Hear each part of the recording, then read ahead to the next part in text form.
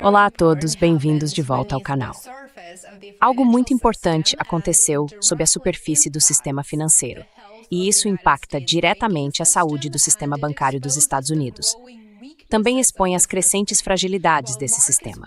Enquanto os mercados estavam distraídos com as altas de fim de ano, feriados e especulações sobre cortes de juros, o Federal Reserve injetou de forma muito discreta dezenas de bilhões de dólares no sistema bancário norte-americano. Por exemplo, somente em 30 de dezembro, o Fed forneceu 16 bilhões de dólares em liquidez overnight. A medida representou a segunda maior operação de recompra desde a crise da Covid, acredite se quiser. Ao final do mês, o total de injeções de recompra em dezembro ultrapassou 40 bilhões de dólares.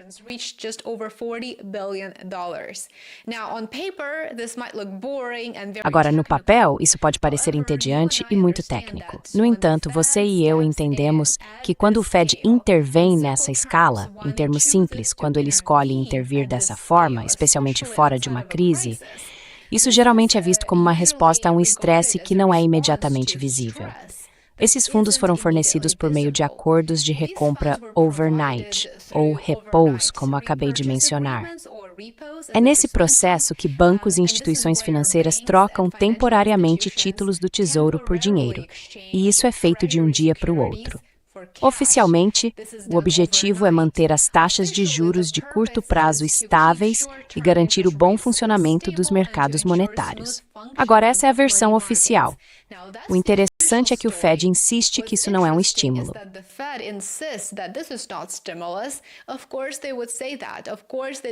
É claro que eles diriam isso. É claro que não querem que você saiba que há necessidade de uma.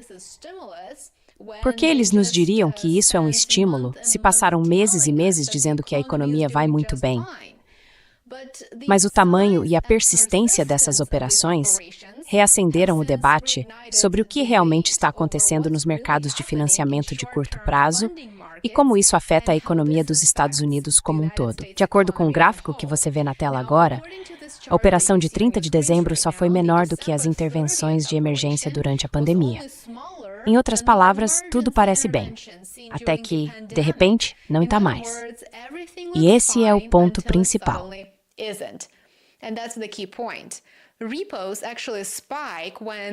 As operações de recompra realmente aumentam quando as instituições precisam de liquidez imediata para atender aos requisitos de colateral.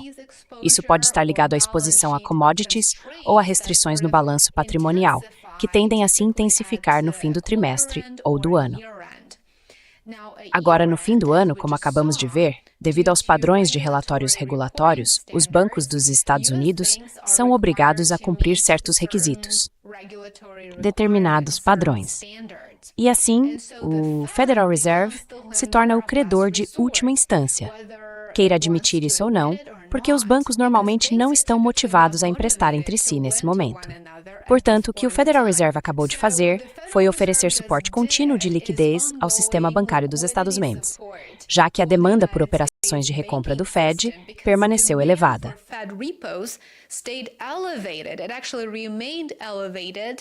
Na verdade, isso permaneceu elevado durante todo o mês de dezembro. A verdade é que a dependência do sistema bancário dos Estados Unidos em relação às linhas de crédito do Federal Reserve raramente é um sinal de tranquilidade. Não é o que eles fazem quando estão confiantes e têm previsões positivas. Portanto, isso não é um bom sinal. Normalmente reflete cautela e falta de otimismo em relação ao futuro. O que torna isso mais interessante é o que está acontecendo além das operações de recompra. A ata da última reunião do FOMC revelou que o Fed está, na verdade, se preparando para retomar as compras diretas de títulos do Tesouro, sob o que continua chamando de Programa de Gestão de Reservas.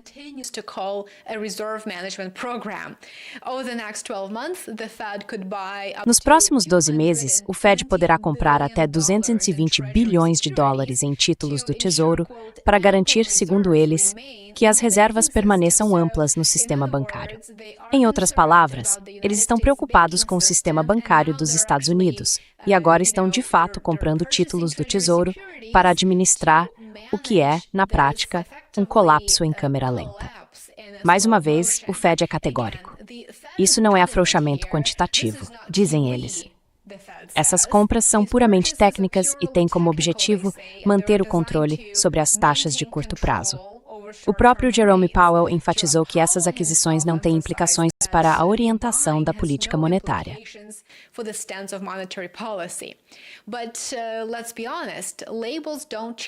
Mas, sejamos honestos, os rótulos não mudam a mecânica aqui. Quando o Banco Central compra títulos do governo, o que acontece? Seu balanço patrimonial se expande. Sabemos disso muito bem. Aconteceu durante a Covid. A liquidez se expande e entra no sistema. E neste caso específico, o ritmo das compras é considerado por muitos um sinal de alerta. Eu diria que isso é um sinal de alerta e um indício muito incomum. O Federal Reserve anunciou que começará a comprar cerca de 40 bilhões de dólares em títulos do Tesouro por mês, com início imediato. E esse ritmo, na verdade, supera a atual redução dos títulos lastreados em hipotecas, o que na prática significa que mais liquidez está sendo injetada na economia. E claro, o sistema financeiro reagirá de acordo.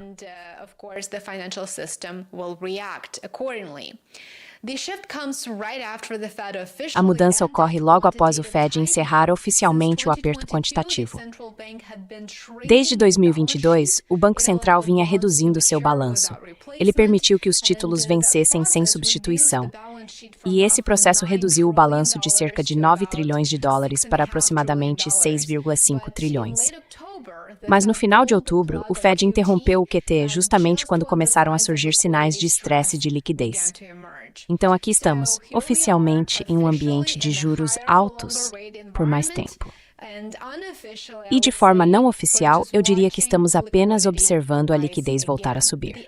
A ata do FOMC deixou muito claro que os formuladores de política não têm pressa em cortar os juros. Trump, é claro, quer reduzir as taxas, e pode ter apoio para isso, mas o Fed em geral não é favorável.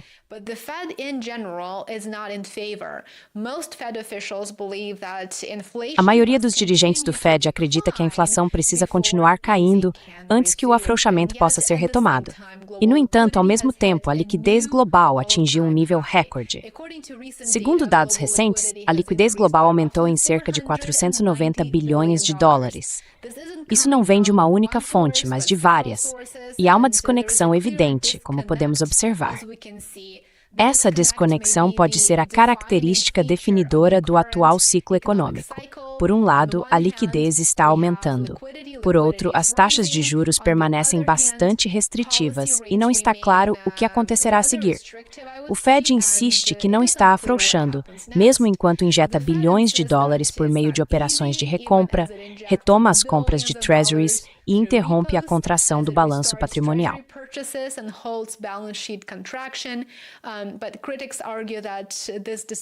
Mas os críticos argumentam que essa distinção é, em grande parte, apenas semântica, e que o que realmente está acontecendo é a injeção de liquidez, de forma intencional ou não.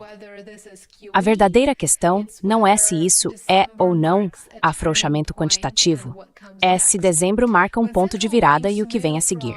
Quando os bancos centrais passam de drenar liquidez para adicioná-la, mesmo que discretamente, a direção realmente importa. Então, fique ligado. Vou continuar atualizando você aqui no YouTube, assim como no meu Substack e no Patreon. Muito obrigado por assistir, como sempre. Por favor, apoie meu trabalho. Sou realmente grato a cada um de vocês que se tornou assinante pago no YouTube, Patreon ou Substack. Mais uma vez, obrigado pelo apoio. Tenha um ótimo resto de dia e nos vemos aqui novamente amanhã. Até mais.